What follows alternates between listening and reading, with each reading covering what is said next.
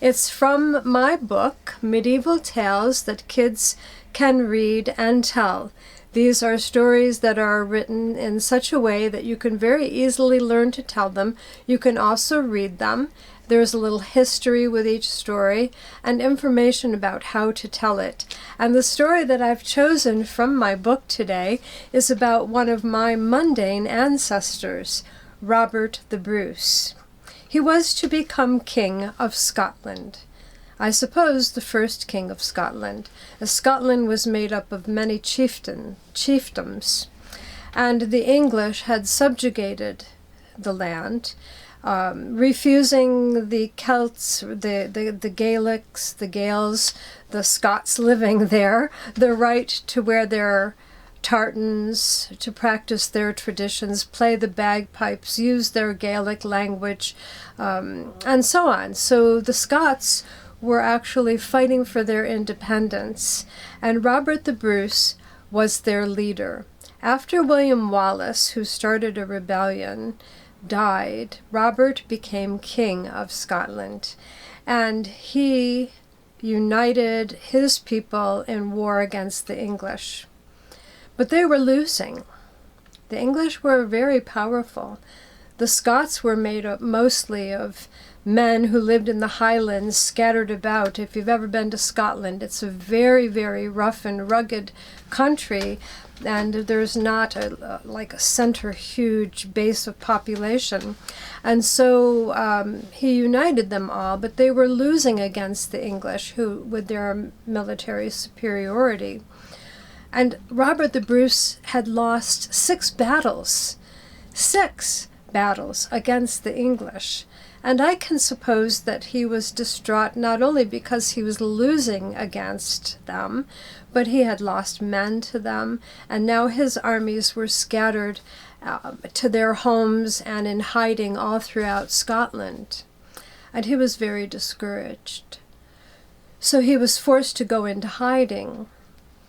And Robert went into the woods, and he found a little shed or a shack, probably someone's old home. I can imagine that there were cracks in the walls and holes in the roof, cobwebs everywhere. And he threw his blanket down and used it as a bed, and he was there for many, many days in hiding. He was a little depressed. I imagine he didn't care if he ate anything. He couldn't sleep, and then he liked to sleep too long because what else was there to do in this little shed in the woods? And he just sat there looking out outside through the cracks in the walls or up at the holes in the ceiling. And on one particular rainy day, he happened to look up from his bed, and he saw a little spider. Now, she was weaving her web. Now, spiders can be male too, but I like to think that this was a female spider. She was weaving her web, and Robert was watching her. And she wanted to get from one rafter in the roof to the other. And so she did what spiders do. She shot out a strand of spider's silk, and she swung over on it. But as she was doing so, that spider web broke.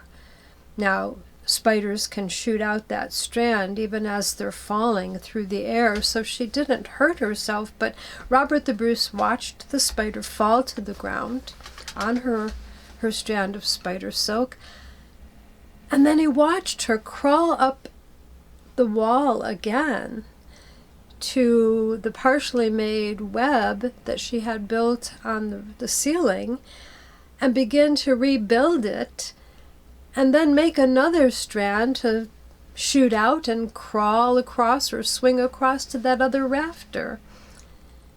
And she fell again. Well, he was watching her build her web, swing out and fall. Climb back up, build the web, swing out and fall. And she did that again and again. She actually did it 6 times. And then he watched her crawl back up the wall again, and Robert the Bruce he said, "Little spider, you might as well give up. It's useless.